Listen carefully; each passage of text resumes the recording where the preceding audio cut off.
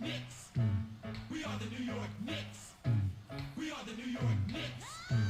We are the New York Knicks. They go New York. Go, all right, here we go. Knicks finally returning home after a grueling 7-game road trip. This time, a showdown of the Battle of the Tanks between the Portland Trailblazers. Knicks looking for revenge, and they would get just that, man, with an easy win. No Anthony Simons for the Blazers tonight. No Dame Lillard. Portland unveiling a G League style team tonight. So the Knicks took care of business, man. It was relatively light work. You know, Portland fought hard through 3 quarters. But R.J. Barrett, Evan Fournier, Emmanuel Quickley and company made quick work out of the Blazers. Knicks win 128-98. 30 points for R.J. Barrett, his 10th game of 30 or more this season. Just an easy one for him tonight, man. Fournier, another efficient night for Fournier. And as I said, Emmanuel Quickley, man, leading the bench with 18 points. So 128-98. Knicks win and move on to 29-40 on the campaign. So to everybody in the chat, once again, hit that thumbs up button for your boy. If you're a diehard Knicks fan, if you're a diehard basketball fan, make sure you guys are hitting that subscribe button and the notification bell as we climb up to 50,000 subscribers on KnicksFanTV. Salute to everybody. Appreciate everybody's support. Knicks win, man. 128-98. Light work tonight. And it started off with R.J. Barrett with a easy, efficient 31 point, 5 assists, 4 rebound, 2 steal, 1 block, 10 of 20 from the field, 50% from the field, 5 of 11 from downtown. Kid didn't even look like he broke a sweat out there. So very easy effort for RJ. I thought he had it in his bag from beginning to end. Looked great out there. Looked great as a playmaker. Great as a scorer. And it was good to see him have it going because, you know, our other guy, Julius Randle, didn't. You know, 5 of 18 for Julius. It was a struggle for Julius tonight, although he did get, sink 10 of 12 free throws and still finished with 7 dimes and 9 boards. So Julius contributed in other ways, but scoring he did not. So RJ picked up the scoring load. So did Evan Fournier. Thought Evan Fournier had a pretty good game today. 14 points, 6 dimes for Fournier, which is something that you don't see too often. Something that you were hoping to get a little bit more from this season was Fournier's playmaking ability and hoping that would have elevated this team. But tonight he had it going. And again, efficient from the field, 5 of 10 from the field, 4 of 9 from downtown. You know, that was I was looking at that prop on Prize Picks. Prize Picks had Fournier at 3 3-pointers made. And so I was looking at that. I was like, you know, Portland right now is giving up a ton of 3-pointers to opposing teams. They are currently one of the worst defensive teams in terms of guarding the 3, meaning the wing. So I expected Fournier to have a good night tonight from downtown. Portland giving up, on average, 3 threes to opposing wings. And 5 to opposing small forwards, 3 per game to opposing shooting guards. So, look, I mean, you look at this Portland team, looks like a G League team out there. So it was pretty light work for the Knicks tonight. Shout out to Emmanuel Quickley. I thought Quickley had it cooking for us off the bench. 25 minutes for Quick, 18 points, an efficient 4 of 5 from the field, 3 of 3 from downtown. 6 dimes for Quick, 5 rebounds for Quick. So, you know, I know a lot of you guys have been down on Quick this year. I particularly think he's having a good second half of the season, and that's been good to see. You talk about player development, you want to see players coming along. I think Quickley's showing that. You know, his shooting hasn't been where it was last year, but I think he's, you know, trying to be more of a facilitator, be more of a playmaker out there. No, it hasn't been perfect, has not been perfect, but I think Quickley has made progress this year, despite his shooting not being there. I think defensively he's been pretty sharp. As a playmaker, I think he's had some high moments. Again, not, you know, not consistent every night. He's on the boards a lot lately as well. So as we look for guys that can give us that spark, give us that energy off the bench, Quickly's been that guy, and Thibs has been going to him.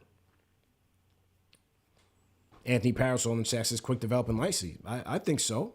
I think Quick is playing well, man. I like to see that.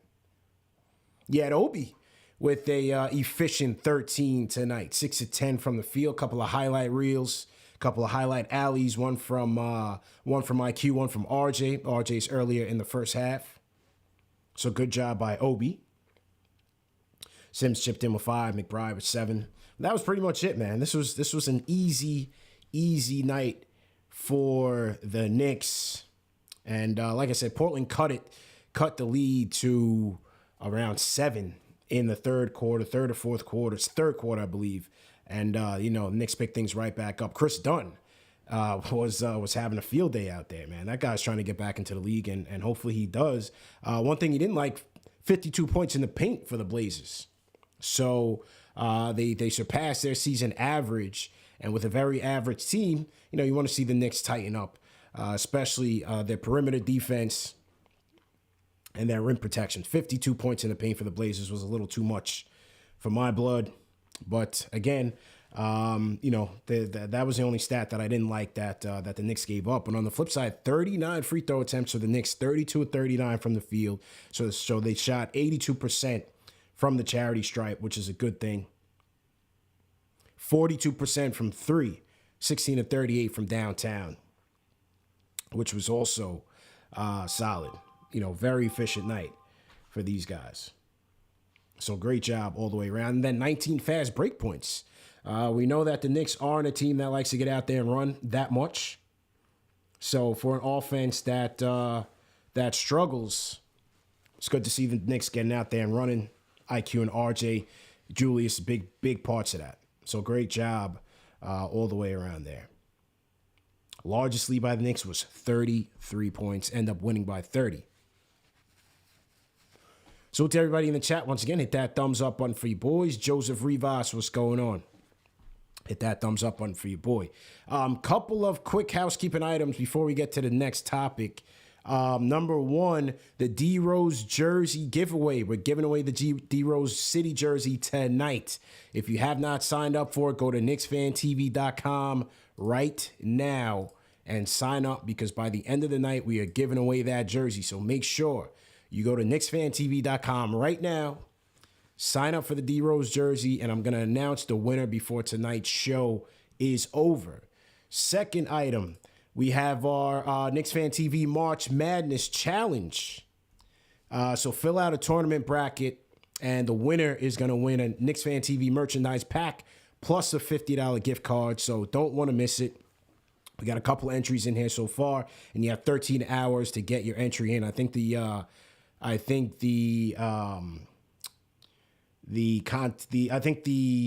entries close at 12 noon Eastern time tomorrow. So hurry up and get that done tonight as well. But tonight will be the D Rose jersey giveaway. We're supposed to have this during the 48,000 subscriber giveaway, but it took us a little bit of time. So nevertheless, you have that one there.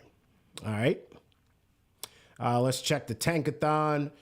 With the win tonight, Knicks still hovering in with the 10th worst record in the league. Portland holding the 8th and 9th picks, and Knicks winning. So looking at the 10th worst record in the league, they play the Wizards on Friday. And so, they're kind of battling the Wizards for the play-in, kind of battling the Wizards for the tank. We'll see what happens there. I know Ari's not too happy about tonight's win, but it is what it is. What are you going to do? Portland brought a team out there that, was probably a G League team. So it is what it is, man. Knicks won easy. E on the check-in says, how do I join the jersey giveaway? Go to KnicksFanTV.com and just wait for the landing page to pop up. It takes about 2 seconds for the landing page to pop up, and then you just sign up with your email, and go from there. Porzingis. Yeah, somebody in the chat said Porzingis coming home Friday night. That should be very interesting. That should be very interesting. KP and the Wizards coming home. All right, yeah. So anyway, if you guys want to call in, man, with your takes, call us up. 657-383-1509 is the number to call. Or you could hit us up on the KnicksFanTV Discord. Let us know what you thought about tonight's game, tonight's easy win.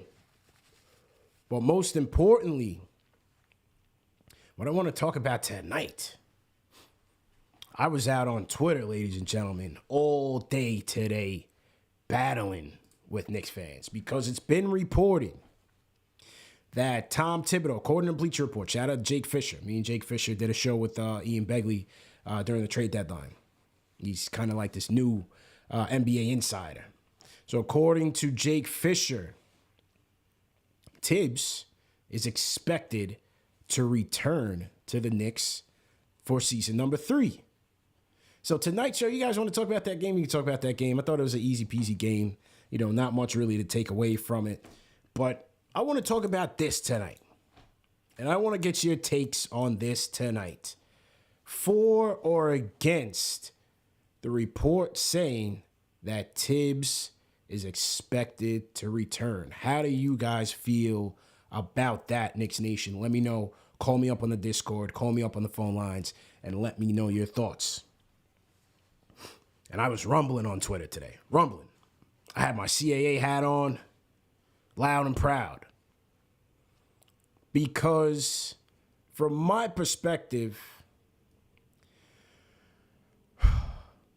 Thibs is not without his faults. Let's just put that out there. You guys have heard me say it. You guys have heard other hosts on this show say it, questioning some of his decision-making, the rotations, the substitution patterns. I mean, you saw it here tonight. You saw another situation where Julius Randle plays the entire third quarter. You forgot Obi Toppin was even on the team. So he's not without his faults. I think the offense lacks creativity. You guys have heard me say that the out of timeout plays have been abysmal, not just this year, last year as well. Last year as well. Late game execution. This team blowing lead after lead after lead after lead after lead. I think that's on part of it. I think part of that is on Thibs. I think part of that is on Thibs. So, you know, game management. I don't think this guy's a perfect coach. I don't think he's done an outstanding job this year. Yet, nevertheless, I'm keeping him. I'm keeping him. I told you guys I didn't think he was going to get canned. And this thing could always change course, right? This is just a report. And it's saying that he's expected to return. Now, things can change. There's 13 games left. Does Leon reverse course? Does Wes have some influence? Does Dolan reverse course? Anything can happen with the Knicks. Anything can happen in New York. Yet I've always said that I'm a fan of continuity. I'm a fan of stability. When they gave him the 5-year deal, I thought he would do at least 3, maybe 4. I don't think he's gonna make it all 5. I didn't think he's gonna make it all 5. But I thought that he would do at least 3, maybe 4. They go out last year, overachieve, get the 4th seed, 41 wins. Everybody's going bananas. Wins the coach of the year. I thought that right there buys him time. I thought it buys him time.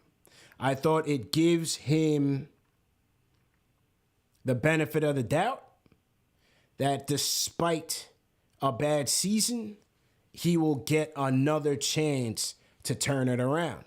Now, if it comes next year and it's still looking like this, then I think he's out. Then I think you cut ties. But no doubt, I think the guy has earned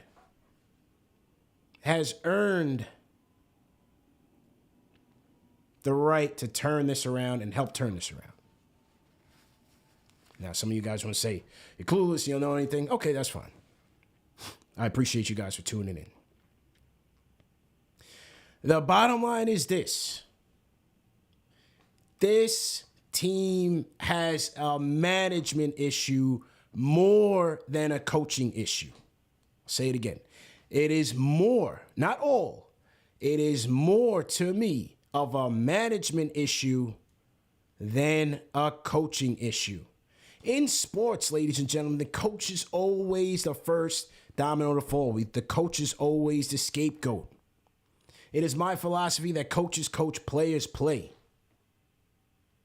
It is coaches and players. Players play. It is on management for the simple fact that, a couple reasons. They wanted to run it back last year. Okay, fine. I was okay with that. It didn't work. It didn't work. And that's okay too. But the onus is on them to correct this thing in year 3. They brought back Rose, good on paper, injured. They brought back Noel, lousy deal, injured. They brought in Kemba, low risk, didn't work out. Couldn't maintain, couldn't play at a high level consistently on the knee. They brought in Fournier, hasn't lived up to the contract. That's not on Thibs. These guys aren't working here. These guys aren't working here. The defense has regressed, which we all knew. We all knew when they got Fournier and Kemba here that the defense was going to take a hit. You're hoping that the offense would be better, that we had more playmakers, that we had more shot creators to help Julius. Didn't work out. Didn't work out. You have Julius, All-NBA, All-Star, whatever you want to call it. He's not playing well this year. Is that on the coach? Or is that on the player not playing well? And if he is not playing well and that's your best player, then where do you really think this team is going to be? Average at best. Average at best. Combine that with the fact that you don't have D Rose. Your 2 engines that carried you to the playoffs last year are rendered ineffective. So where do you think this team is going to be when your best players aren't playing well or not available to help you win games? You're left with a team of role players. Role players are inconsistent. They have their ups, they have their downs, but they're largely inconsistent. So that is partially why you have a team that is at 29-40. This is why. I told JD, pump the brakes on the 50 burger. Why? Durability. Our point guard's going to be healthy. Our center's going to be healthy. Can they play defense? All those things came to fruition. And they're even worse than I thought. I said 45 max. They're not even going to hit that. They'll be lucky if they get 35. They'll be lucky if they get 35. People want to say the late game situations. How much is it on the coach if you have no point guard and your best player is supposed to be the third option on a good team in Julius Randle? My bad, Mrs. Randle. If you're listening, put the earmuffs on. If your best player is Julius Randle, the person you're dumping the ball down to is making consistent errors, turnovers, and taking bad shots. How are you supposed to win games like that? You have no reliable playmaker, shot creator, and decision maker in crunch time. How do you win games? How do you win games? It's a coach's fault? Is anybody in the chat right now, are you betting your life on Julius Randle or even RJ Barrett to sink a free throw to save your life?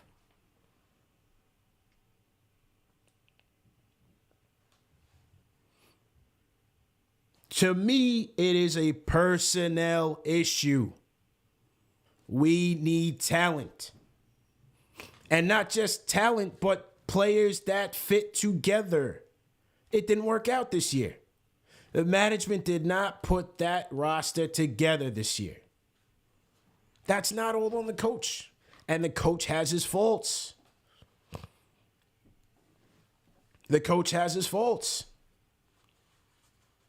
But for the same people complaining about Julius night in and night out, he's arguably your best or your second best player. He's a guy you're relying on to win games. And if that's the case, the result is going to be what it is. It is a personnel issue. How many times are we going to fire this coach, fire this coach, fire this coach, and the next guy comes in and doesn't do any better? Why? Because we don't have the horses. And it's not to say that Quentin Grimes is going to... I love Quentin Grimes. I see him as a role player right now.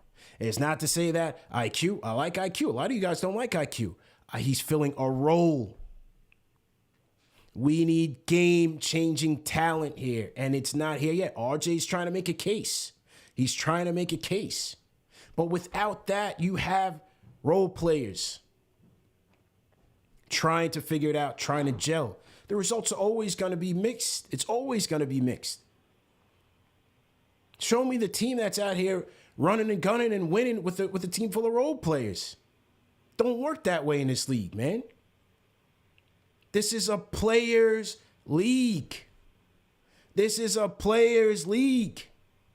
Jay from Florida wants to say, "Oh, this is Monty Williams' Coach of the Year award." Anybody remember that Monty Williams brought in Chris Paul? That's the Coach of the Year.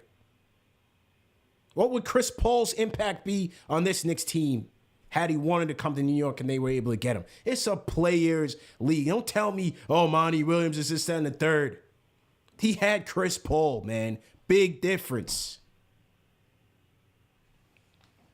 Big difference.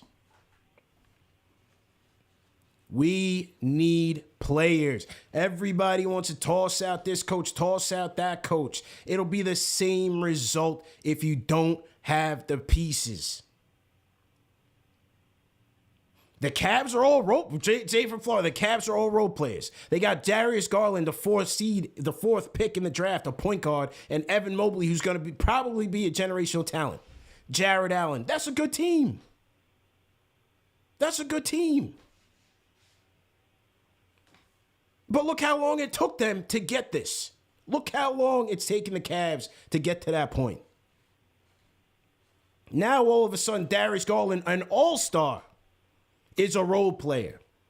Is he not an all-star? You have a rookie in Evan Mobley coming in here playing like he's a 10-year vet. That kid is a good player. And by the way, you got him in the fourth pick in the draft? Now the Cavs are just a role-playing team. Okay. A role-playing team with an all-star in Darius Garland, who some of you wanted over RJ, but I'm not even going to take it there tonight. Shout out my guy, JD. He couldn't make it here tonight. He was ready to take me on. He was ready to battle. I was saving some of my energy from Twitter tonight because I thought he was going to be here, but things happened. Shout out to JD. I know he's listening. Shout out to JD. Ladies and gentlemen, I'm not absolving the coach. If he finds himself in a similar situation this year, I'll be right outside with you guys saying, let's go somewhere else.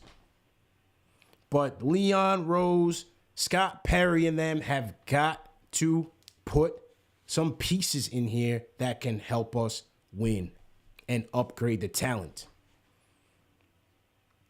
You cannot win if you either A, don't have a point guard, B, don't have a primary initiator, C, have a star that you can rely on. It don't work that way, man. It don't work that way. Now, you want to say young kids ain't playing well? How about RJ Barrett? You have a young kid, 21 years old, now on his 10th 30-plus point game of the season, playing well, shooting well, scoring, facilitating, getting to the free throw line now, 7 attempts per game, being a leader on the court. Is that not player development? Is that not growth? Mitchell Robinson not playing well this year, despite a lack of a consistent playmaker on the team. Emmanuel quickly not feeling a good role right now. Is Quentin Grimes not feeling a good role right now when he's healthy? How about Jericho Sims? Jericho Sims damn near played the whole fourth quarter in the game against the Nets. He's a backup center, a young guy, 56 pick in the draft. These guys look pretty good to me. These guys look pretty good to me.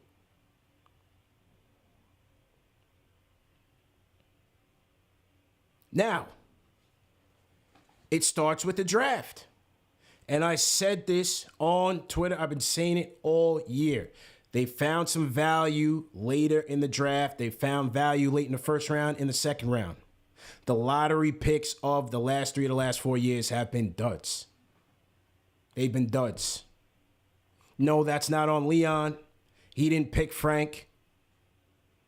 But you had a lottery pick walk out the door and give you no value in return. So that hurts the team. So instead of having some homegrown talent that can help you grow and develop year after year after year, you got to be out in the free agent market begging and pleading and searching for answers. Kevin Knox, same situation. Scott Perry was here for that. He's here right now. That was a bad pick. Stevie Wonder could have seen that at the very least. Mikal Bridges was the safest pick right there at that spot. So now you have to trade Kev. We'll see what happens with Cam, but you got nothing out of that pick. You got nothing out of that pick. The Obi thing, you have a redundant piece right now. I would have been fine if Obi was here and they traded Randall. But if Randall is going to be here, Obi is not going to play significant minutes. And I like the kid. People say, oh, you're hating on. I'm not hating on the kid. I like the kid. The situation right now is not conducive for him to have an impact on this team. We don't play at a faster pace enough. We don't have consistent point guard play. I don't think the tandem with he and Julius are built to last, even though a night like tonight, I would have liked to have seen it. But with the coach that you have, he doesn't believe in it. So how much value, and when I'm talking about the pick being a dud, how much value are you getting out of that pick to help your team? How much value are you getting out of that pick to help you win games? I don't see it. And my fear is that when it's time to re-up Obi, you're going to be faced with the same situation you were faced with Frank. Meaning, how much money are you really going to invest in this guy to be a consistent backup for you if Julius Randle is still on your team? To me, that is asset mismanagement. At the time we got Obi, yes, College Player of the Year, yes, all that was good. We still needed a point guard. We still needed a wing rather than position depth.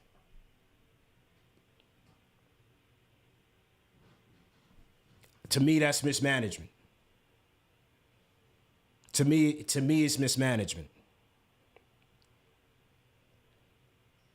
Because you're never going to see him finish games with this team, as long as Julius is on the team, and log meaningful minutes.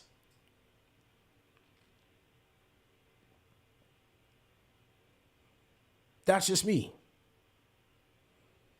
This year, wins and losses, it's been a dud. But you still seen some bright spots from some of these young guys. You still seen some bright spots from some of these young guys. I'm not going to blame it all on the coach. I think some of it is. A lot of it is on the talent, man. A lot of it is on the talent.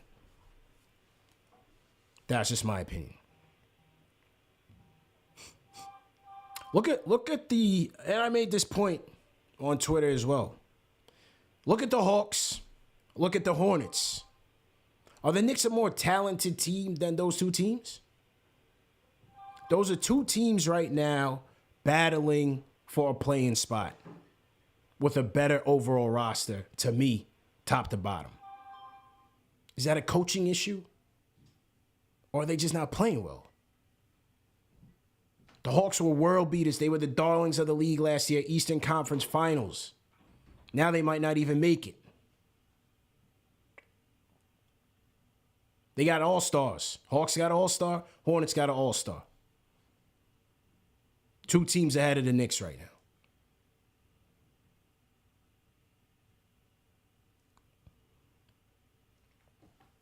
Sometimes it just don't work out. But I see two teams more talented than us struggling to crack the top 8 right now. And again, if the same Julius that you guys want to run out of town is not delivering and you don't have a consistent point guard, where do you really see this team going?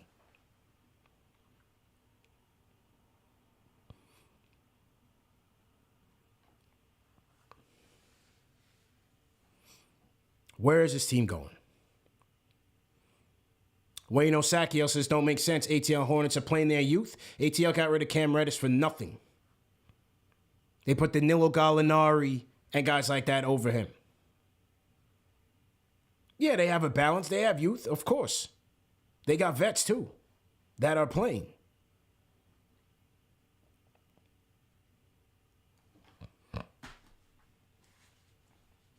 They gave up Cam Reddish for nothing.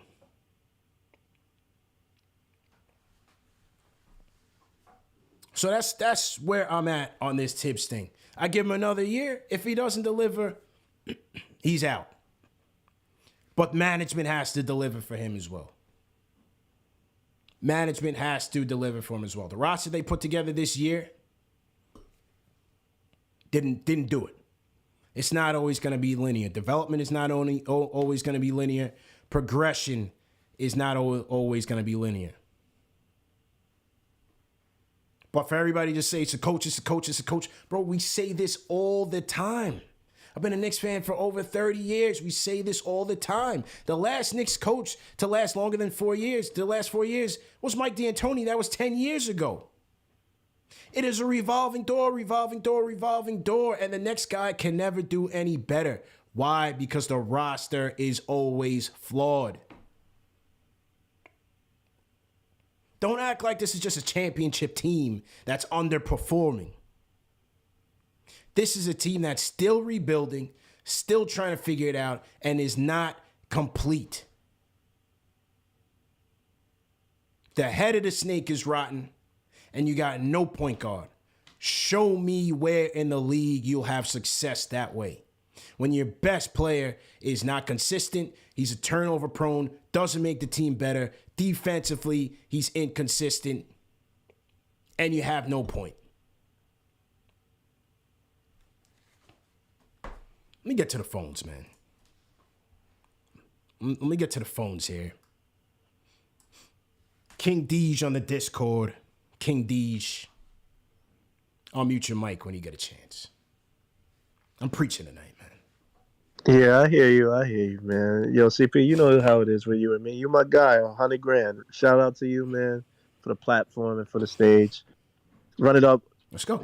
Blue. But yo, I hear what you're saying about Thibs, and you like it wasn't surprising. None of it was surprising. Yeah. But my whole point is Thibs ain't clean, bro. He blew 3 20-point leads didn't I say that? back. Didn't I say that? Nah, you did, but I got more facts for you. Come on. In order for you, yo, you just said Charlotte and Cleveland and Atlanta, but you don't understand what it took for them to get to this stage. Yo, They went through a lot of losses, and a lot of drafting. But you know what the main point is? Yeah, you played through the kids. Thibs will not play. Yo, CP, listen to me. He won't play through the kids. They had that starting 5 in Cleveland is all kids that they drafted. Charlotte, the same thing. But you have to, it can't just be, oh yeah, we're playing them 15, 20 minutes. Look at what they're doing and what they're not doing. No, they got to go through that growing pain so you get more kids. Orlando's going to blow past us. You know why? Because they have enough I hear kids. that every single year. Orlando is prime example of a team that can't prosper because they never have the talent, man. So then, can I ask you a question? Sure. Memphis fell off after Conley and Zebo sure did. left. And during that stage, during that process, we have been the same team that we always have been. Mm-hmm. And you know what they did? Mm-hmm. They just re-up and drafted kids and played through kids and went through growing pains. Mm-hmm. You have to. It can't just be, oh yeah, I'm playing the kids 10 minutes and they're not doing anything. You gotta invest in them. That means you investing in the losses too. So I hear what you're saying, but you don't understand. This man had Jimmy Butler on his championship team. Yeah. And the reason why he did, and listen, I don't care what nobody says, man. If you go back and look at the reason why he didn't play Jimmy Butler is not because he doesn't believe in Jimmy Butler. It's because his theory that veterans with experience get the job done. Okay. You know what? And he's not right. It's not always true. That's not always true, man. He went with Ronnie Brewer and Kyle Korver over Jimmy Butler, and then the reason why the Bulls lost is because he said there was no other option. You never even tried it with Jimmy, man. So we have Cam. You got Cam Reddish, and he had just seen what he did to Cam Reddish, and now Cam Reddish gets the opportunity and the moment, and he gets injured. Yeah, but he doesn't get enough. He doesn't get enough time. So now it's his fault that he got hurt. But you didn't give him enough time to prove that maybe if he stayed healthy, he could do all these things. It can't. That's a contradiction. That's an oxymoron. Thibs is a veteran coach. He should be coaching the Lakers.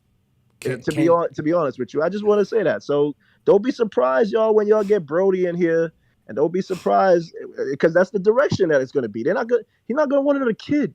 He's going to ask them to trade that pick. This year was you're right. Yo, you guys stunt. Like, we're just here for losing and losing with kids, man. The New York Knicks fan has no patience for losing. It don't matter if you're playing kids from 1 to 13 or you're playing vets. The minute you are losing for 2 straight years in a row, the fans are calling for the coach's head, man. Why are you acting brand new to this, man? I'm not new to this, CP. But the thing is, the reason why Knicks fans go crazy is because you don't have a direction. You're trading for stars. You're promising the owner stars, and that's what this organization is doing again. They more focused on Donovan Mitchell than maybe trading up in a draft, bro. You can't say that they're not. You can't say that they're not. They're more interested in trading for other people's stars than drafting their own. That's a fact. And Thibs plays a part in that, bro. Thibs plays a part? Thibs plays a part? Did he not want Fred VanVleet the first year he got here? Did he not want Gordon Hayward? How many minutes does RJ Barrett get on this team? But that's your highest pick. It's not just one person. The Memphis Grizzlies, yes, they play John Morant, but they have Brandon Clark, JJ. They have Dylan Brooks, who's injured right now. Okay. You can't. It's not just one player. It's not just Mitch and RJ. Yes, Mitch, RJ. How about Quickly? How about Emmanuel Quickly? Has Emmanuel Quickly's role not increased on this team as a player off the bench? But has it increased because he wants him to, or has it increased because of injuries? Like, that's a contradiction. Bro, Quickly's spot in the rotation was solid, bro, from the beginning. What are we talking about here? But what about Grimes? What about Cam? Bro. So you mean to tell me if this team was healthy with Kemba and D Rose, that these kids would get an opportunity? CP, are we really saying that, bro? Bro, come on, man. Come on, man. You got to keep it real, man. If the team was healthy, if Noel was healthy, you wouldn't see Jericho. If Derrick Rose was healthy, you wouldn't see McBride and Grimes. If Noel is healthy, it would be IQ, if Noel is Rose, healthy, and Burks. He needs to play. I just paid this guy money. He needs to play. Or if he's not producing, then you get him up out of here. You see Sims is playing well, and he's playing. Grimes is forced to coach his hand. I don't see Quentin Grimes ever leaving this rotation. He's going to be back in. But the idea that you were going to start the season after making the playoffs last year with Quentin Grimes as your starting 2 or 3, that just wasn't realistic. They had the cap space. They went out and invested in free agency to bring guys in here who can help them win, and they didn't do the job. Now, whether it's through COVID, through injury, through what, Quentin Grimes has shown that he needs to be a lock in the rotation. And I don't see how he's coming out. Go ahead, bro. I'm listening. No, you're right. You're right about that. But you, like, the Gallinari, for example, the Gallinari situation, he wasn't there in Atlanta to start. He got that money to come off the bench. That's a veteran supporting the young guy. Like, we do it the wrong way. We get these vets to be the guy when you have to have the vets be the supporting cast. They should be the players like the Otto Porters that come off the bench, like those type of players. You don't invest in putting them in the starting five and then neglect the kids. And then when the season is over, then you try to prove that the kids are valid. You gotta. It's and I just feel that that's a Thibs mindset. Yes, the organization has not helped him at all, tremendously, but he is against kids. Like, he's against playing kids. You cannot tell me he's against kids and you have Emmanuel quickly logging the minutes that he's logging off the bench and finishing certain games. Jericho Sims playing the whole entire fourth quarter of the Nets game. If the kids are ready to handle the responsibility, he's going to put them in the game. But you guys just want them out there playing romper room, and it's not going to work like that. No, CP, you're missing the point. He plays the kids if it's made to win. You have to go through the growing pains of them losing too, you know. He doesn't want to lose. That man wants to win. He is the coach of the New York Knicks, isn't he? I'm not saying that you have to lose games on purpose. I'm saying that you have to experience going through the growing pains of them learning it. You have to. It's growing pains and Knicks do not go hand in hand, man. They don't. And let me get to another call. I appreciate it. Definitely appreciate you, man. We'll chop it up Friday. Good conversation. All right, Fredo up next, man. Fredo, go ahead and unmute your mic when you get a chance. Go ahead and unmute your mic. Yeah. I dropped a romper room reference for my old heads out there. Who knew about that romper room reference? CP, am I live? Yeah, live and direct. What's good? You sound a little under the weather tonight. So I just want to say, a little bit, man. But I'm good, man. I'm good. Man, blessings to you. Hope you feel better soon, man. Appreciate it. All right, so listen. I hope you let me breathe on this. You know, the big reason why I listen to the show is because you're a very mature, realistic Knicks fan, and I think you speak for a majority of the fans who really see what's going on. I've been getting a lot of stuff this year because I said Randall wasn't going anywhere. I've been saying Thibs isn't going anywhere. I've been getting killed all year. It's just, I'm not a soothsayer. It's just common sense, right? It's just common sense. There was I saw the report today and it said internal people in management, they want Thibs out. That's all cap. There's no way that this front office could justify putting this team on the court and then butchering the coach, having him take the fall for this product they put on. That's basically them telling Dolan, we're just burning your money. Right. Okay? It wasn't going to happen. And the other thing that I find funny is that it's like people are like, they're so stuck on talking about the past or what went wrong, you know, all these things. None of that matters, man. We got to look at the future of where this team is going. And I'm going to tell you my next prediction. Okay. All right? This is my next prediction, and I'm pretty sure that this is going to be right. What this team needs to do in order to improve is this team needs to trade this pick this year. It's probably going to be a pretty high draft pick. Okay. They need to trade it, package it. We have a bunch of picks. We have a bunch of young talent. It's time to package this pick with other picks and players to get the point guard that we need. I don't know who it is. I don't know who it's going to be. I don't know if it's going to be Spider or Murray or SGA. I don't know who it's going to be, but it has to be somebody. It's time. This team needs a point guard in order to succeed. I've always said that this team is on a 5-year plan. It's looked like we're going to be going into year 3 of this 5-year plan. It's time for them to pull this trigger and get really, truly give Thibs the pieces that he needs to succeed. Thibs is a phenomenal coach. He's not perfect. There's no such thing as perfect. Every coach in this league is flawed. Okay, every single one. It's time to give him the pieces and give the fans, give this team what they need to succeed, man. You know, everybody wants to say, oh, we shouldn't have signed Randall. Oh, I was right about this. None of that matters, man. Where's this team? What is the direction of this team? You know, so I'm just saying it's easy. It's easy to predict when you're understanding what's going on. That's all I gotta say. Okay. Fredo on the check-in. Salute to Maxwell Walter, $50 super chat. He says talent or lack thereof is absolutely the issue. We need a superstar. Dog, $5 super chat says, nah, CP, Thibs ain't playing the kids mainly by choice. He's playing them based on injuries and finding they aren't so bad, providing they get minutes. Okay. All right. So everybody is just in practice. They're in training camp. They know what the coach has, but the coach doesn't know what he has. That's what we say about every single coach. How many times do we say, Hornacek doesn't know anything about Frank. He should be a point guard. He's a wing. Fizdale doesn't know anything about Frank. He's a point guard. He's a wing. Thibodeau's a defensive coach. He's not playing Frank, his best defensive player. He's a point guard. He's a wing. He's this, he's that. He was trash. They all saw it. So, yeah, I'm going to give a little bit of leeway to the NBA coach. The management has to put the roster together, man. Yes, he has his faults. The in-game adjustments. I said all of that. I told these the blown leads partially on Thibs. But this is a game of runs. There's a lot of teams that blow leads. Celtics, Golden State Warriors. There's a lot of teams that blow leads. But when the rubber meets the road, who are you going to deliver on your team? That question has still not been answered on this team for the last 2 years. That's a talent problem. Deej talking about we need to be the Orlando Magic. What has the Orlando Magic ever done? Besides make the finals with Dwight Howard. How long ago was that?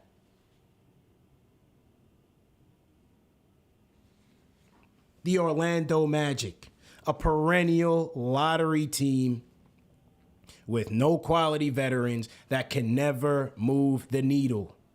So the coach is the first domino to fall. Who's the coach that saved the Sacramento Kings? No one. No one. It's a talent issue. It is a talent issue. Everyone thinks his coach is just a miracle worker. Now, all of a sudden, he's going to turn Julius Randle into this great player, into a superstar. Come on, man. We need talent. We need talent. I like what I'm seeing from number 9. Number 9 looks like a good player, doesn't he? He looks like a guy that the coach trusts to put the ball in his hands and get him a bucket.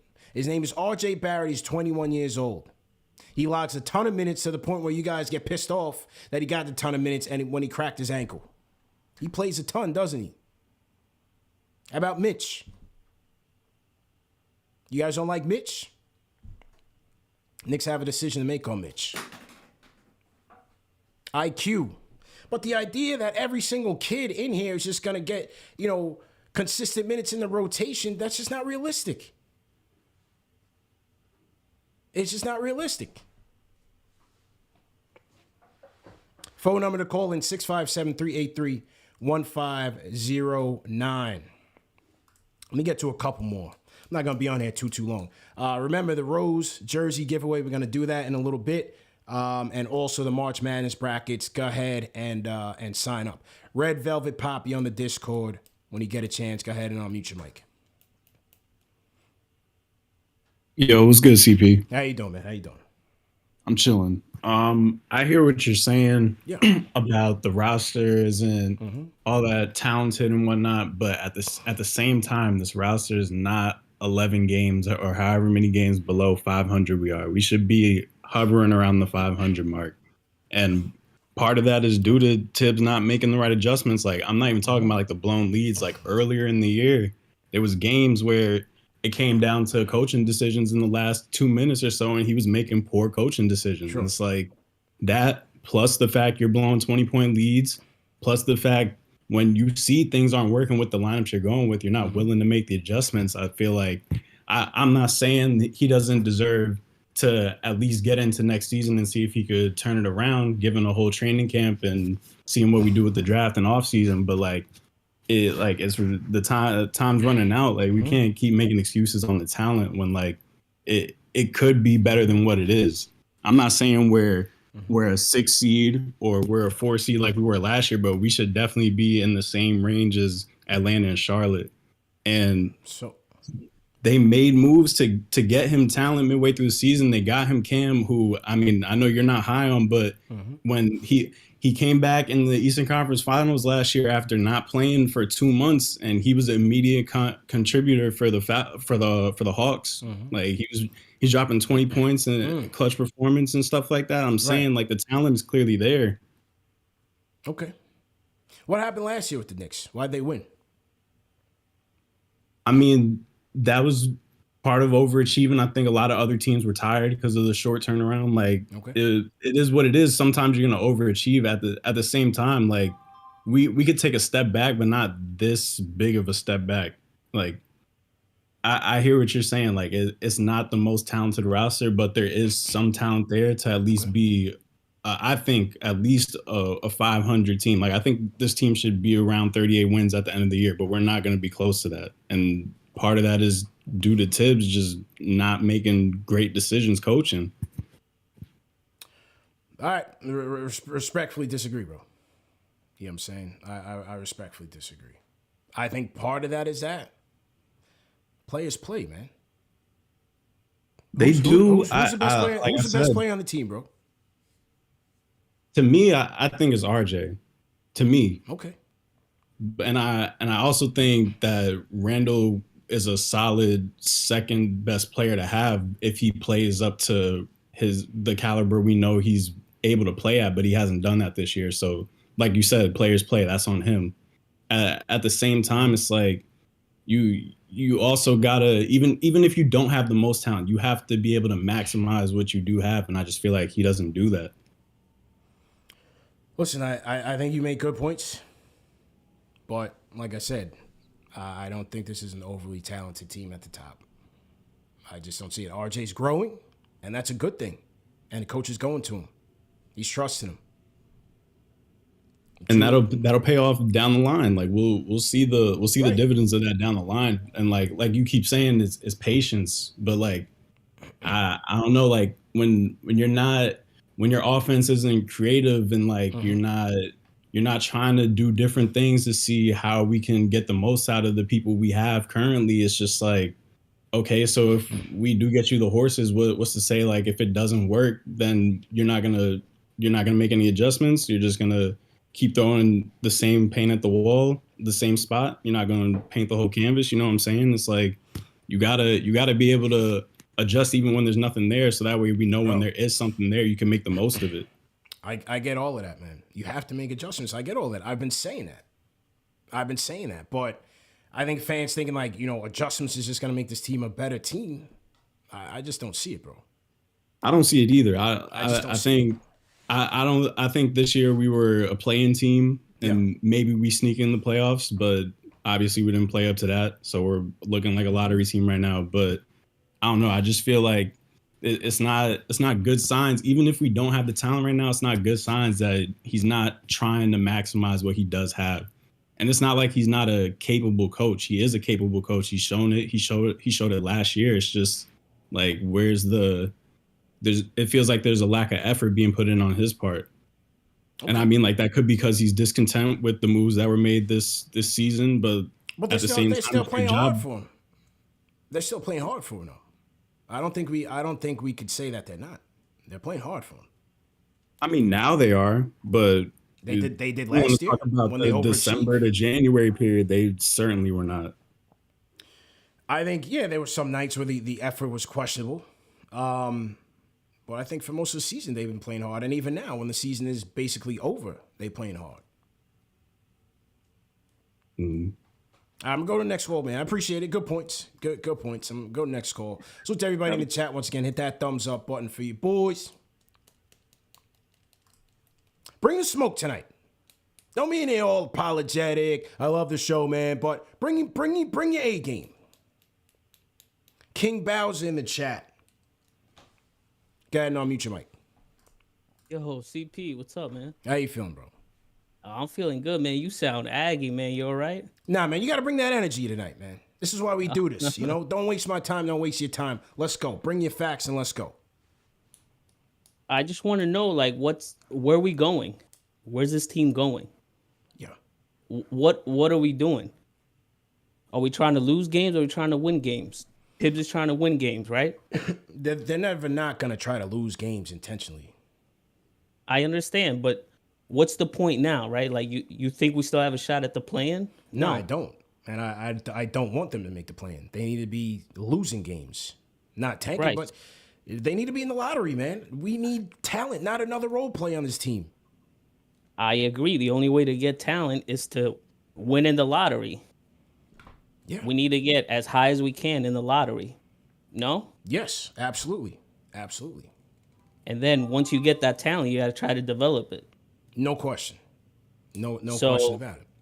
I see a lottery pick in Obi just sitting in the 3-point line in the corner, sitting on the bench when he's not allowed to roll to the basket. The only action he really sees is when they're running. The kids are running. RJ gets him the ball. And then when we had D Rose was getting him the ball. Yeah. So, but that's a personnel thing, isn't it? Especially with D Rose. It is a personnel thing, but we can also try to maybe run a couple plays for this guy. That's certainly true, man. That is certainly true. Look, tonight he had his moments. He played well tonight in his limited minutes.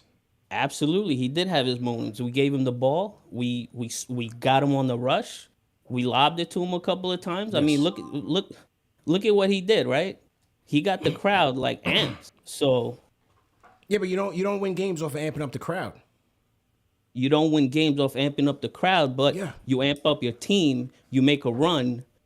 You play better defense. You're feeling good about yourself, which is his role. And bro, I'm not discrediting that. You hit it on the head, 100%. Now let me ask you this: is he ever gonna finish the game for the Knicks as long as Julius Randle is here? Exactly, as long as Julius Randle is here. Another thing where we don't know where we're going, right? We pick Obi, we still got Randall here. Like, so that's my first question. Is that Thibs or is that management? When you ask about the direction, is that Thibs or is that management?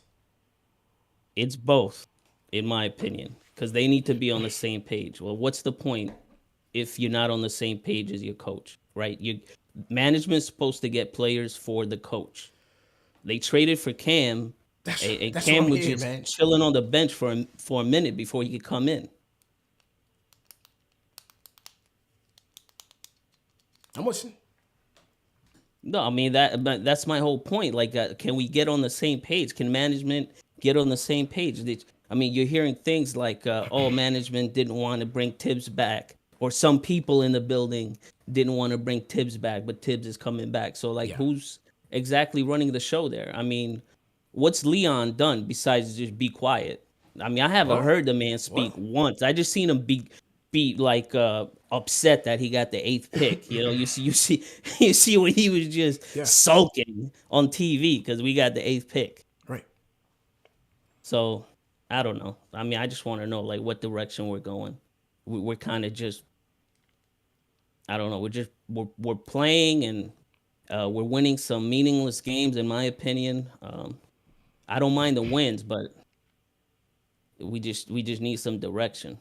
I hear you, man. Good points. Good points. I'm go to another call. Good points there. Ari, I see you, man. You itching me. You're a closer, man. You gotta relax, man. Take it easy. Killmonger was right. Go ahead and unmute your mic. Killmonger was right on the Discord. Oh, hold on. I lost Killmonger is right. Okay, let's go to Dap. Dap on the Discord. Go ahead and unmute your mic. Dap going once.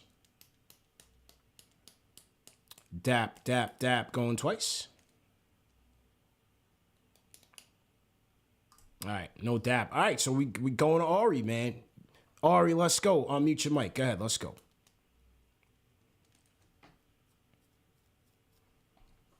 Ari going once. Ari, you should be able to hear me, man. Go ahead and unmute your mic.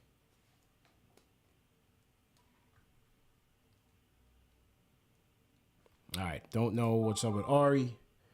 Ari, while we wait on you, let me check out the phones. Area. Am I here? Yeah, you're here, man. You couldn't hear me? What was going on? No, I had the AirPods in on a different thing. I took them out. AirPods. Let's go. All right. This is what it's come down to, CP. So before I get started, first of all, what you experienced today on Twitter is my everyday life, brother. And I will tell you this. I disagree with you 1,000%, and I'll get into that in a second, but you were definitely shredding people on Twitter. You were definitely shredding, so I'll give you credit for that. You definitely shredded some people. So your Twitter game is popping. But, all right, listen, here's the thing that you don't mention about Thibs. First, I'm going to get into your Thibs take, all right? So with regards to your Thibs take, what you're doing right now is what my therapist, because I go to a therapy every Wednesday, right? That's good. And my therapist calls it deflection, right? You're doing classic deflecting. You're deflecting off of Thomas Thibodeau Jr. and you're deflecting onto the front office and Julius Randle. And here's the deal. No. You can't start there. If you want to say I'm deflecting on Thibs, fine, but I'm not deflecting on the front office. I said it's more of a front office issue than a Thibs issue. Okay, but that's all right. That's a different argument. What we're talking about is whether we should bring Thibs back or not next year. That is what you said. We should bring him back in the name of continuity. That's what you said. Okay. So again, I'm not saying who's more at fault. I'm saying, should we bring Thibs back? And you said yes. And I'm going to argue, obviously, no. And what I'm trying to say is for you is you are deflecting instead of saying that you want, instead of only saying that you want Thibs back, you're saying it's more of the front office fault. That's not the point. The point is, Thibs is at fault. Let's talk about rotations. Does Thomas Thibodeau Jr. have good rotations? No. Did he not overplay RJ and cause him to sprain his ankle severely and miss 2 games of the 2 weeks of the season because he had RJ playing 40 minutes a game with 2 minutes left in a game that they were up by 20? He did that, right? Sure. What about his out of bounds plays? I said His that. out of bounds plays are not good, right? What about his late game situations? Said that as well. Down the stretch. ISO Randall, not good, said right? That as well. What about his offensive scheme or lack thereof? Dude, said that all year. Bro, the guy is running an offense from literally the late 90s, dude. He's slow. You cannot win in this NBA at this pace, regardless of who's on the team. You could have Curry, anyone on the team. If you're running this pace, you're not winning, okay? It took him 65 games to stop playing Taj Gibson 36 minutes a night, okay? He had Jericho Sims sitting on the bench, rotting away the entire freaking season, okay? He literally is running Alec Burks at point guard for 36 minutes a game instead of playing Deuce McBride at least a little bit, okay? He has been a horrible coach by every objective measure, okay? The fact that he thinks it's a good idea to run it through ISO Randall is garbage, okay? Just because we're not talking, no one's expecting Thibodeau to win games, all right? This is not a record. We don't care about the record. We call about the way he uses these players. He has Obi Toppin standing in the corner shooting threes. Is that the best way to use Obi Toppin? No, it's not. All right? Is Emmanuel trying to turn Emmanuel quickly into a starting point guard when he's clearly a microwave off the bench? Is that a good idea? How's Quickly looking in the second half right now? I think he's looking pretty good. I love Quickly. I think he's learning the position. I think he's developing slowly. It's not. I'm not talking about that. I'm just talking about in general. I'm not talking about Quickly individually. I'm talking about in general. Okay. He does not. He can. His coaching, his decision making, his coaching, all of it is off, man. He's literally does not put his players in the best position to succeed at all. How's RJ succeeding? Huh? How's RJ Barrett succeeding? How's RJ Barrett succeeding? How's RJ Barrett succeeding? How's he doing? RJ Barrett plays 40 minutes a game. Oh, right? So because he plays 40 minutes a game, that's why he's producing. He's the third pick. He's the best player on the team. Okay, then what is the argument? What is the argument? Because he's not playing role players more in their role?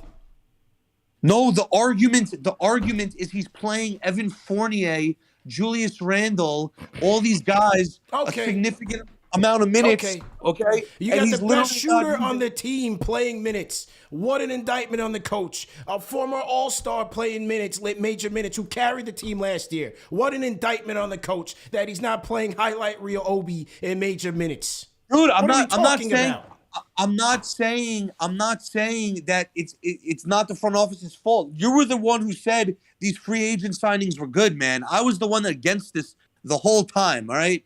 I knew these weren't team-friendly deals. I knew I wouldn't re-sign Randall. Trust me, I have more smoke for Leon Rose also. But Tom Thibodeau is not a developmental coach, okay? He doesn't have the patience to develop someone and let someone miss a defensive rotation. Not, make a mistake. Obi's on such a tight leash. How do you expect this guy to succeed? How do you expect Obi to stop and to succeed if he gets pulled out after 3 minutes, okay? Why is the coach running the offense through Julius Randle? Why is the coach saying Julius Randle should take the rebound and dribble the ball up the floor, okay? Why is he playing these players 40 minutes a game? Why is Alec Burks playing point guard, all right? There's so many problems. He has no offensive rotations, TP. It takes 16 seconds for them just to get into a set, man. His late play execution is literally throw the ball to Randle at the top of the corner. That's the best this guy has, bro. He makes no in-game adjustments whatsoever. Okay. He got completely outclassed by McMillan in the playoffs. All right, where's McMillan right now? Huh? Where's McMillan right now? Listen, I don't know. I have no idea what's going on with Atlanta, dude. Okay. What I'm saying is he doesn't make adjustments. He doesn't see the game go a certain way and be like, what? I'm not doubting that. I'm not doubting that, but you guys out here feel like it's because of adjustments why this team is not good. And I'm here to tell you that is complete garbage. That's a different argument. This team is not good because we overpaid Julius Randle. We overpaid Evan Fournier, which I said all along. And who's that on? Why they're not good. Who is that on? That's on the front office. But that doesn't mean you bring Thibodeau back. It's two separate arguments. It is. We're not placing blame because here. The next guy after him is not gonna fare much better, man. We do it all the time. It's the coach. At least the next guy after. At least the next guy after, is going to hopefully prioritize player development and not care about these. We thought the next guy was going to prioritize Frank, and what did he do? He was not the guy. Frank's Why different. do we as fans always feel like we know more than an NBA lifer coach because we're sitting on our couch flipping through the channels? We waited on Hornacek to get more out of Frank. They played Moutier. They played this guy. You brought in Fizdale. They brought in Dennis Smith Jr. Maybe, just maybe, the coach knows that when a kid doesn't have it, he's just not it. Bro, yes, I understand. You're making a different argument, though. We understand that the front office and the talent, this is the reason why I wanted to tank like a normal freaking franchise like Portland. You see that team they threw out there today? Dame's not playing, Simon's not playing, Nurkic's not playing. Yeah. That's a responsible front office trying to get better talent. We agree, CP. The front office did Thibodeau no favors. We understand that, bro. We're not arguing that. What we're arguing is whether we should bring Tom Thibodeau back next year. And I'm saying we should not because he literally does bad rotations, doesn't make any in-game adjustments, is stuck on this thing with Alec Burks and Julius Randle to the point where he's literally already ruined Obi Toppin. Okay, he's already ruined him because he's turned him into a three-point shooter. He's going to ruin Cam. Watch it. He's going to ruin Cam. I'm telling you, dude. Listen, man. He's ruined Cam. He's going to ruin Cam. He's going to ruin Cam. He's going to because he insists on running the offense through Julius Randle instead of running some play actions for Cam Reddish, bro. Let us see what we have in this guy. Why are we wasting our time with this ISO Randle garbage? It's because Thibodeau wants to run ISO Randle garbage, all right? And trust me, the number one reason why the Knicks aren't this good this year as they were last year, the number one reason is that Julius Randle played like LeBron James last year, and this year he's regular old Julius Randle. And therefore, this is the result. Right.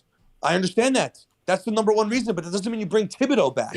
They feed off each other, those two, Thibodeau and Randle.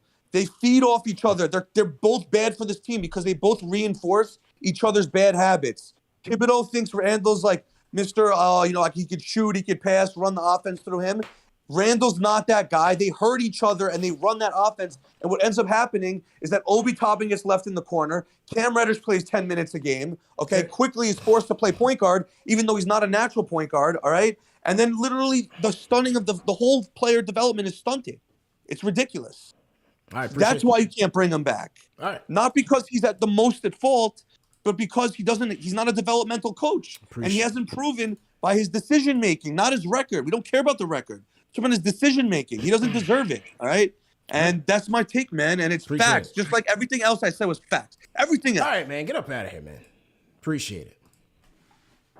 Everything was facts. Shout out to Ari, man.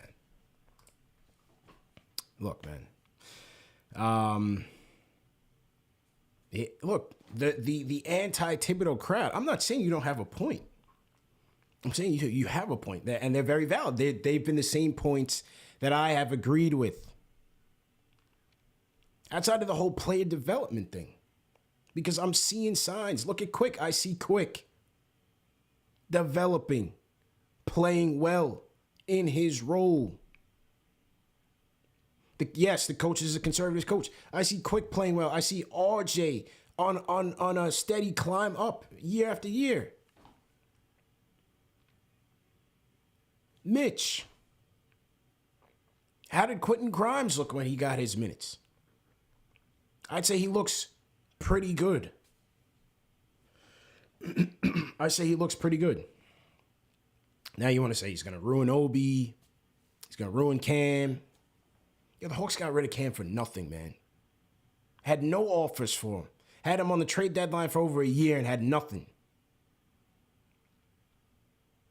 Prioritize Kevin Huerter, Gallinari, DeAndre Hunter over the next Paul George. Cam has flashes. He needs work. He needs more playing time. I get that. But the idea that they were just going to bring him in here just because they traded for him and then supplant somebody in the lineup, I didn't see it. He has time. They have another year before they have to make the decision to sign him. And quiet is kept as an organization who may not be interested in paying this kid the rookie max extension. Who knows if the front office is even tight that Cam hasn't been getting the minutes that he's been getting.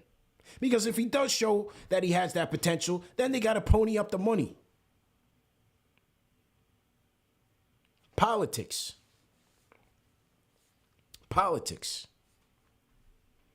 No, YouTube B, I did not say Cam is trash. I said he needs work.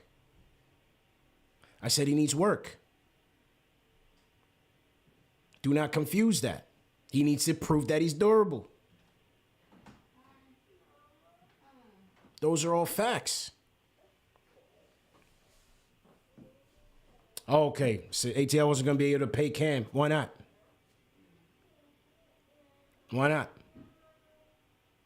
You make decisions, right?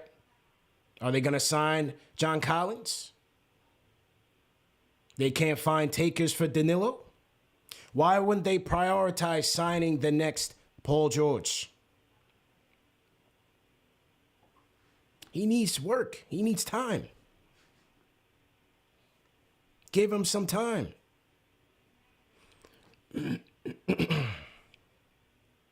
Give him some time.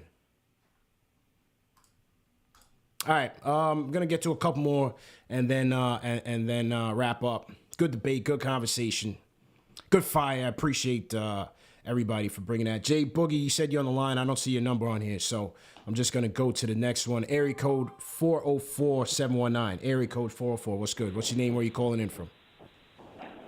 Hey, my name is Big Pay Wills. I'm from Brooklyn, but I'm in Atlanta now. Okay. Hey, I love your show. Appreciate Listen to this, right? Mm-hmm.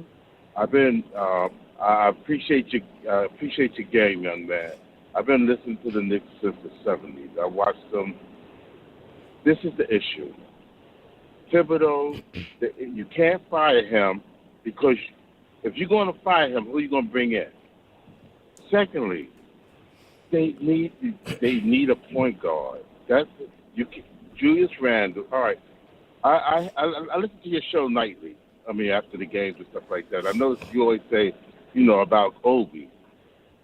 Can I ask you an honest question? Yeah. That first season that Julius played, did you not want him out of here? Of course.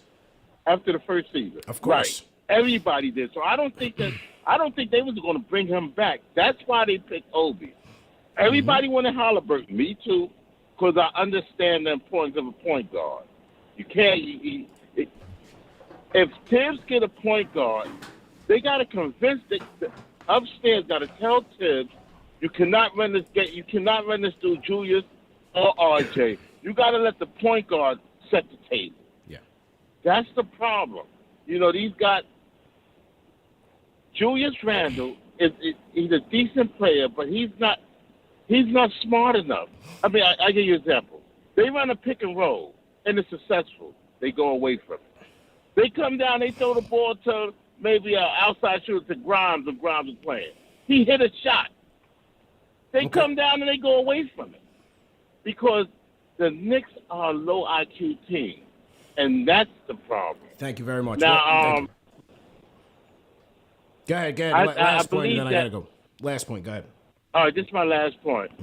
The Knicks need a point guard that's going to control the game. We're going to lose Mitchell Robinson, who I think could be a phenomenal player, because everybody's out for their own numbers, and they're not playing together. Let me say this one more thing. Yeah. RJ said the other night after the game against Memphis how they play together. But a lot of times he go to the basket, and you see Mitch with his hand up, or you see Obi with his hand. These guys don't look up. They need a point guard. But I love your show, big man. Appreciate you, dog. Keep doing what you're doing. Appreciate it. All right. Take it easy. As he said, it's not a high IQ player, point guard. It's a typical issues with this team, and that's on the coach. Somebody said, am I watching Rutgers right now? No, what's Rutgers doing in the chat? So to everybody in the chat, once again, hit that thumbs up button for you, boy. If you guys are new in the chat, leave me a hashtag new. I'll shout you guys out. Get you guys in here. Somebody in the chat on the Cam topic said he wanted out. Let me tell you guys something. When a team is motivated to keep a player, they'll move heaven and earth to do so. Just think about that. That's all I'm saying. Not going to cast aspersions on the kid. Just think about that. This is a kid you drafted.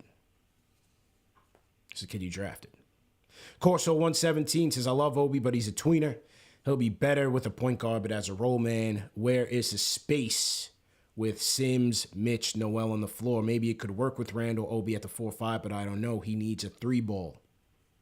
I feel you, Corso. What the coach is telling you right now, the coach is telling you right now that he doesn't like that combination. He's been saying it for the last 2 years. No, we didn't do the giveaway yet. We're gonna do it shortly. I'm gonna get to Jay from Florida and then do the giveaway. K Baca, I just want CP to admit he doesn't know everything. I never said I did. Sir. This is all my opinion. I'm giving my facts. You're giving your facts. I didn't say you're wrong. I'm not claiming to be right on everything. I'm giving my opinion.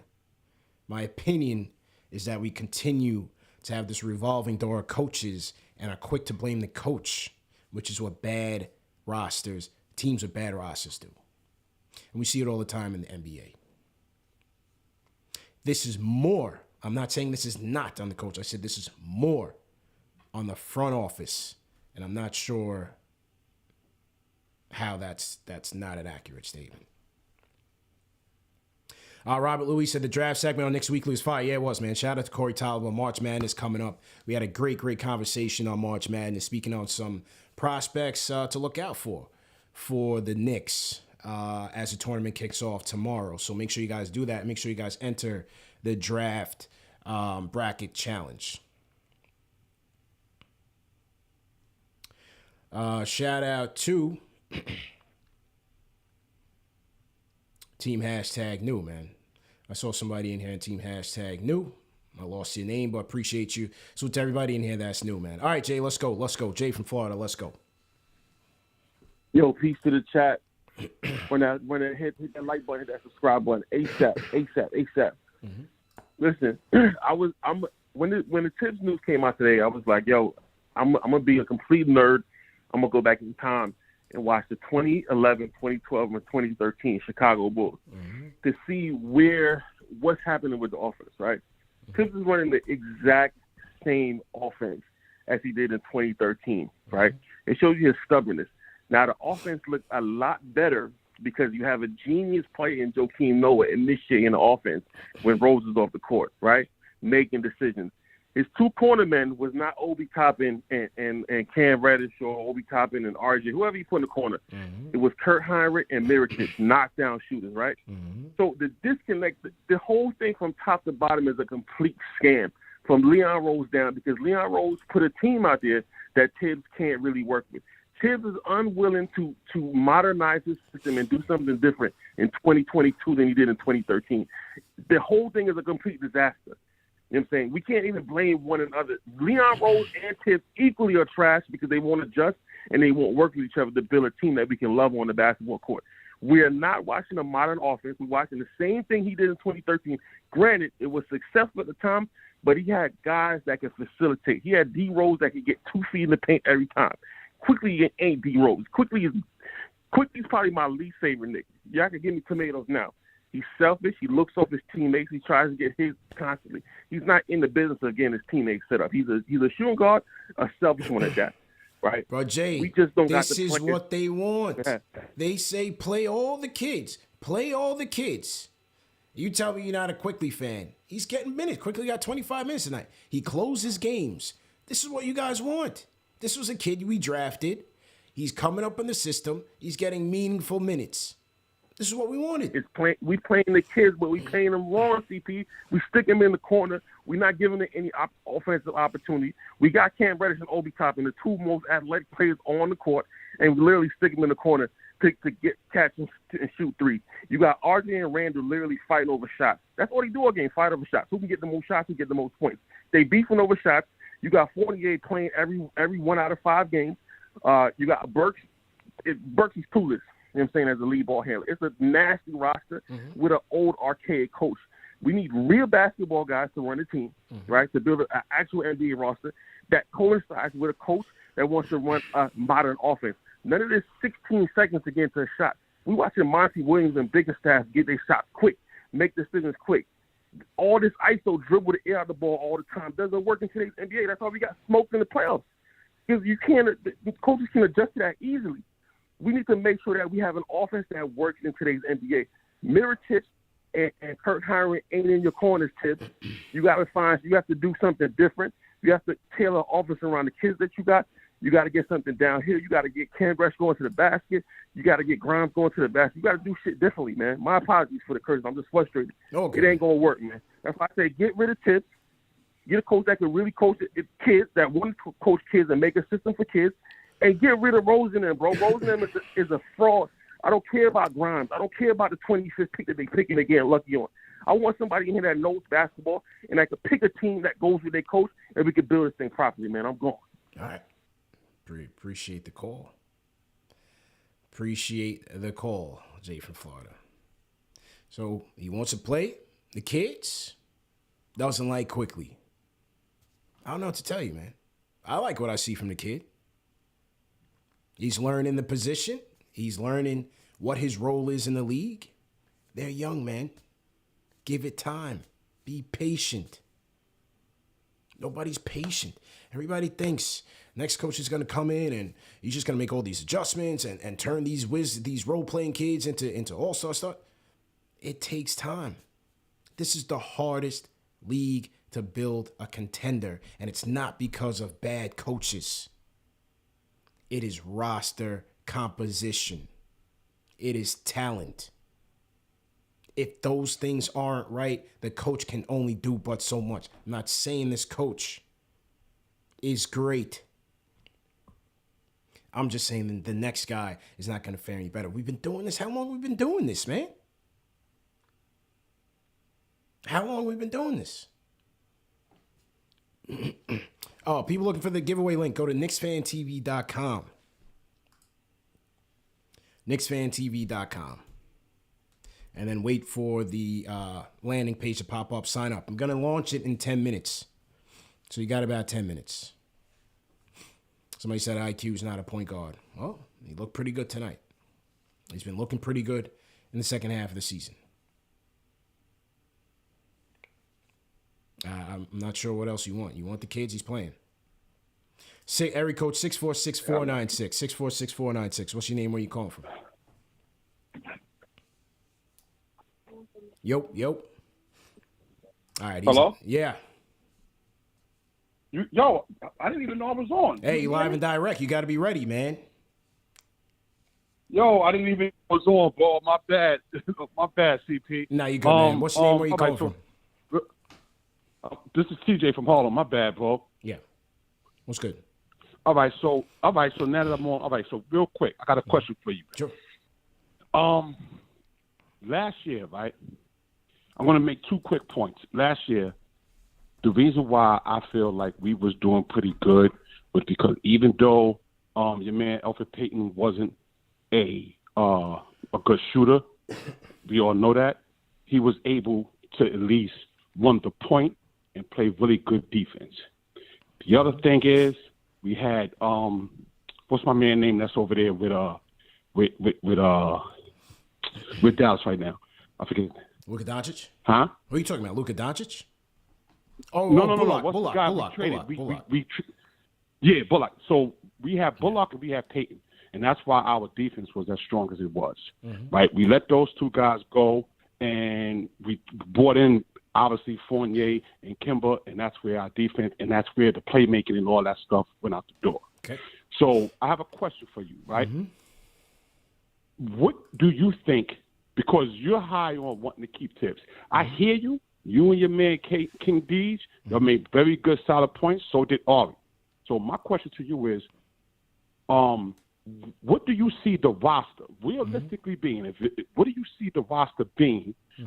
Especially if we was to package up our picks to make a trade and a point guard. What do you see the roster actually being, and who should we get rid of? Because to me, I feel like it's both management and Thibs. I feel like both management and Thibs have not done good this season. But what would you think the roster should be going forward next year? Because I have a theory on what I think is going to happen. It starts with a point, man. It starts with a point. And like I said, theoretically, who would you want? Yeah. Who would you want, and what would you want to give up for the point guard going forward? I would still look at Brunson, tap in on the price. I'm checking on the price with Brunson. If you guys like, Brogdon is a bit too injury prone for me. We gotta see who else is gonna be out there. Some of you guys like Markelle Fultz. I'm not looking at damaged goods like that. I don't think. Okay, so now all right. So you're going with let's take that Brunson kid from over there with Dallas, right? Mm-hmm. So now we go and get him. That's our point guard. Mm-hmm. What's the other starting 5? Now you got Brunson. You got now who else are you going to have? Because I really want to know. Yeah. Who do you have in the backcourt? Who do you have? I'll tell you right now. I'll tell you right now. If you go get Brunson, I'm starting Brunson, RJ. I got Cam at the 3, Julius, and I don't know if Mitch is gonna be. Is Mitch part of that deal, or is he not part of that Brunson deal? Yeah, we say we pay Mitch. We're gonna pay Mitch. We keep Mitch, and that's what we have. All right, so then that's your 5. So now who else? So now who's coming off the bench for Brunson? Who's coming off the bench from RJ? Who's coming off the bench for Cam? Bench, I got IQ, McBride, Grimes, Obi, and Sims. Okay. Again, it all depends on what you trading. It all depends on what you're trading for Brunson, right? You're gonna have to trade some draft capital and probably a young guy.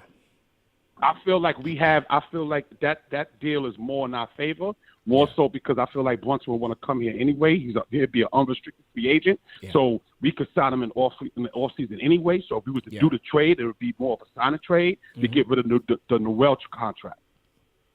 Yeah, but that what I'm saying? It'll be more beneficial for us.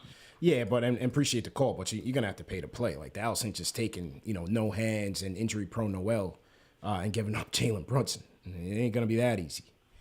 I'm finding a way to put Fournier on the bench. I'm starting Cam.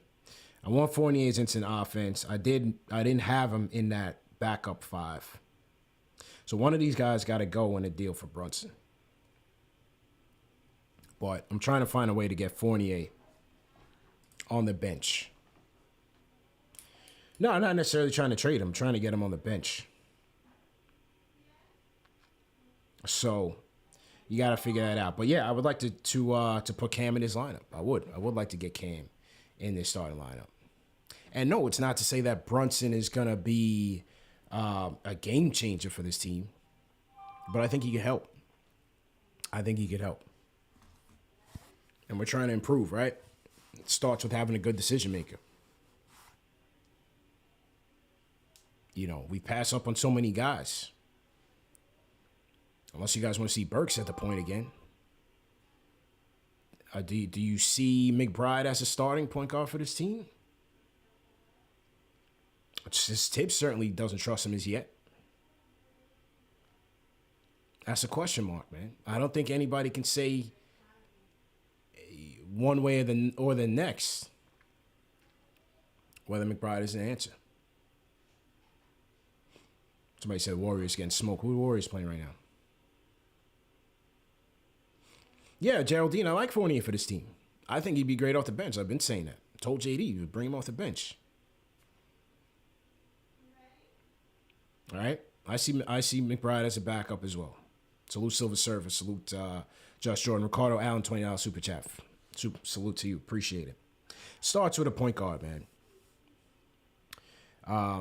I don't see it being in the draft. Right. Plus you got a draft pick that you have to make time for. So it's a tough decision, man. I think some of these guys, you know, maybe McBride gets packaged. Is it Quickly? Is it Obi that gets packaged? It's interesting decisions that have to be made. Because I'm listing 10 guys right now who I'd like to see, and that's not even including Fournier or your first-round pick. Jack City said, I switched up saying bench Fournier. No, I never did. I said, yeah, I would. I said, I don't see the organization doing that. Never switched that up. How I feel and what I think is going to happen is two different things. Two different things. Why would I want a guy that's a turnstile on defense starting at the wing, one of the most important positions on the team? Got to get realistic here. Got to play some defense. All right, I'm gonna go one more call and then do the Rose giveaway. Let's go to 443 area code. What's good? What's your name? Where you calling from? CP, it's Ron from Baltimore. Ron, how you feeling, man? Hey, I went off on my guy MJ Burks. I just want to apologize. I was wrong. Sorry, I should have stuck in there with you. Sorry, man. Yeah, I went back and watched the show, and I said some things in the moment, but I love Burks. Regardless of struggles, I'm sticking with him. I told him he was MJ at the hotel. I still love him. He's out of position. Yeah. You know that, CP. Mm-hmm. You know it's love. I just thought Deuce was doing a couple nice things, making some extra passes, and I mean, I'm sad for Burks, because he was Michael Jordan last year, no doubt about it, 100%. He was the Michael Jordan of this team closing, and we let him down. It's unfortunate with the Rose injury and the point guard situation. He would have been MJ again, off the ball. He really would have. But so I'm disappointed in that. Look, CP, I'm with you from the standpoint of number one blame is the front office for me. We got to get that point guard. We've wasted a year. Not wasted. We've seen what we've seen what RJ can do. But CP, let me ask you one question. Is Donovan Mitchell, if they lose in the first round, okay, he's from New York. What are we paying World Wide West to do? My understanding of World Wide West being here is he was supposed to work his magic through back channels. Is that correct? Or yeah, I mean, I think he certainly has a reputation, but I don't know if that's going to be the decision to sway a guy one way or the next to leave his organization. I think, first and foremost, the money talks. A lot of these guys are going to snatch that 5-year max deal as they should and then worry about things later. Now, we're hearing that Utah is having some issues internally. So, does that lead Spider to request a trade? I don't know if it's this year. I don't know if it's that bad, but I would love to see it. I mean, he's from New York. We have tons of picks. If they don't love that guy in the draft, then obviously, we'll find out where we slot in the draft. But, to me, the whole Zion thing is risky because I don't know. He looks like he's getting back in shape, but that's just a huge – I understand there's a ton of upside there. I get it, the whole Randall thing, and that's another thing. Where are we with Randall? I'm just saying this. Donovan, if he wants to come here, okay, and he gets bounced in the first round, I am trading a lot of picks and whatever they want for him. You do whatever in my you want. opinion. You do whatever you want. You do that. You do whatever you can. You do that. And CP, I think MJ Burks can still be MJ. I think Rose – here's the problem. The front office messed up because Kemba couldn't play anymore. Evan, yes, he can make threes, but he's slow-footed. And it was awkward with Randall because Randall doesn't make quick decisions. So Evan was bad. He needs to be on the bench. I think Obi needs a point guard more than you know that. Quickly is not really a point guard. I know he's doing some things, but you know quickly what his game is. He's a Lou Williams. He's from Baltimore. He can score in bunches like a Lou. We love him, even when he's streaky and misses. But he's not a true point. If you bring Donovan Mitchell here, he can solve all my problems. And I don't want to get people's hopes up because KD broke my heart, and LeBron broke my heart, and that's why I don't. I'm a bitter fan. I don't root for any of those guys because I want that one. I want the one. I thought Randall was the one. Randall can be one of them. But we need that point guard, CP, for it all to work. So Burks can still Burks can still eat. I need Burks to still eat. All right, man. I would appreciate the call, Rod. Jay Boogie, let's close out, man. I got to run, and then I got to do the D Rose giveaway. The rapid fire, bro. Rapid fire. Salute. 3 capital S's, man. I feel like we ain't win a game tonight. All this going on, you know what I'm saying? I'm you know what I'm saying? It's just so many different things going on. But I'm gonna tell you like this, man. And y'all all know this. Everybody in the chat, you know this. You know Tom got problems with X's and O's. You know he got problems with playing young kids at certain times, you know what I'm saying? Because he played other guys with too much time. You know he got problems with making X's and O's and calling timeouts and developing plays and all that. We know all this, but you knew that last year. Where was all this conversation that last year? A lot of y'all that be typing in the chat and making these phone calls and not have all this going on last year.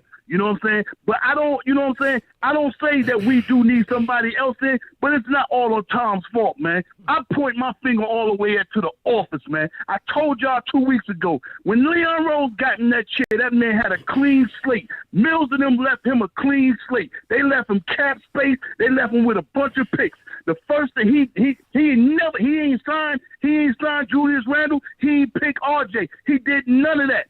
He did none of that when he came to the office. He done none of the things to help, get this team going in the right direction. You draft no point guards. You trade for no point guards. You sign for no point guards. And then the point guard you should have drafted in Halliburton in Obi's spot.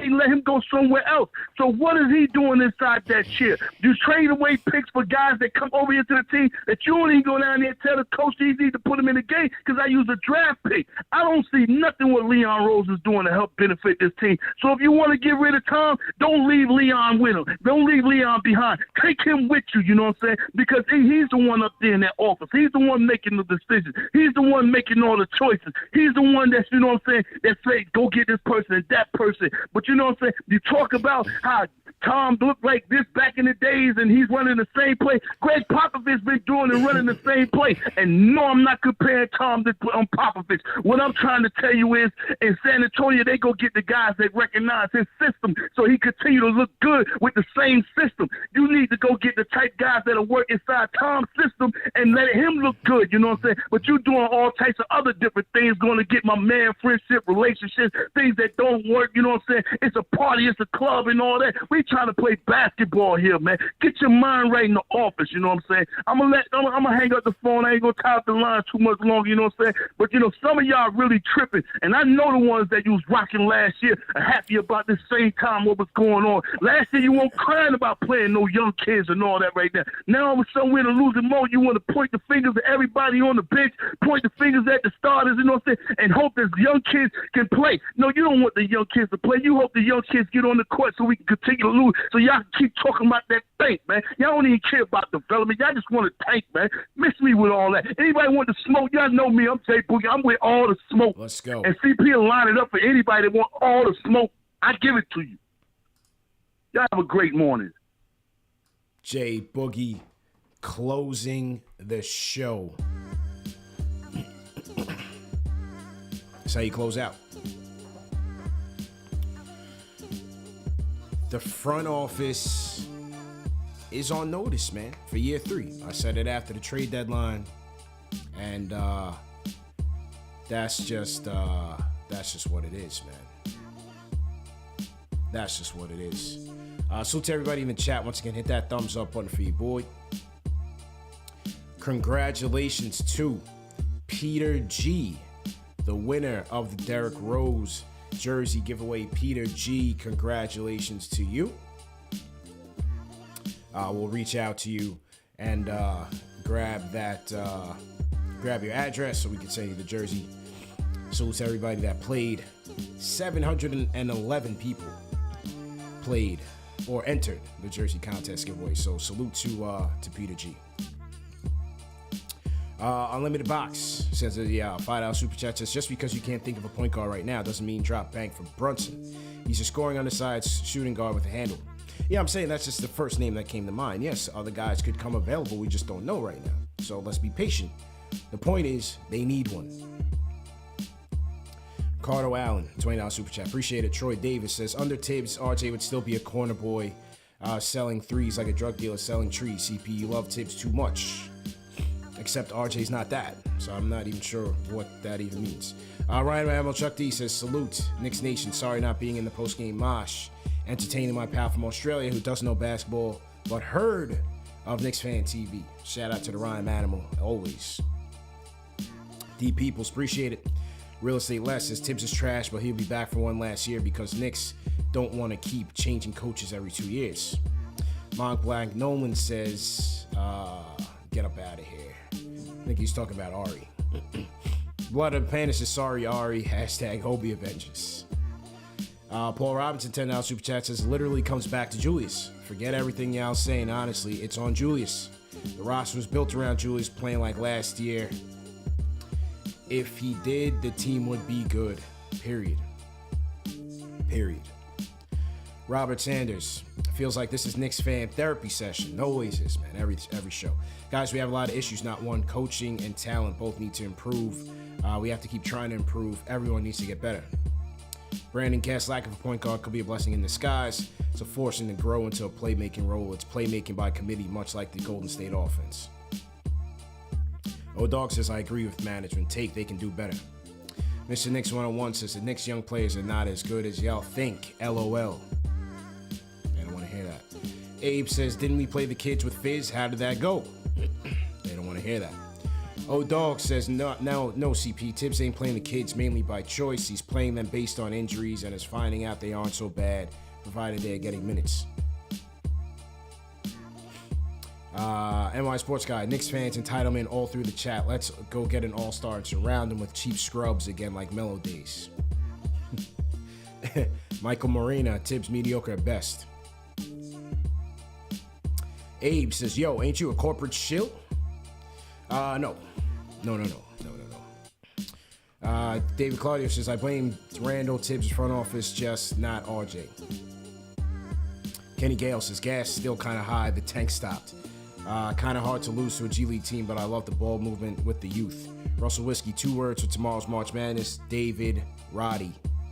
A.E. Kennedy says, $10 Super Chat says, Randall is either about his ego or does he not know how to read the game? His ISOs are wrong at times, and it just seems like he's trying to get his. Also tired of the fake tough guy act against 10 days. All right. PrizePicks.com, promo code KFTV for 100% match on your deposit of up to $100. Tonight on Prize Picks, who did I play with? Pause. Tonight on Prize Picks, whoa! CP cashes in with another $80 play. I went with DeAndre Ayton over 18.5 points, finished with 23. I went with Karl Anthony Towns over 27.5 points. He finished with 30. I went with DeAndre Drummond over 9.5 rebounds. He finished with 17. I went with RJ Barrett over 4 free throws made. He finished with 6. And I did go Kevin Durant over 42.5 points, rebounds, assists, and he finished with just 39. So I just missed my shot at $200 tonight on a $20 play-in. So Prize Picks was good to me tonight, was good to me last time. I'm on a nice little roll. You guys play at home or play responsibly, man. PrizePicks.com, promo code KFTV for a match on your deposit of up to $100. I'm out of here, people. Great show, great energy. Peace.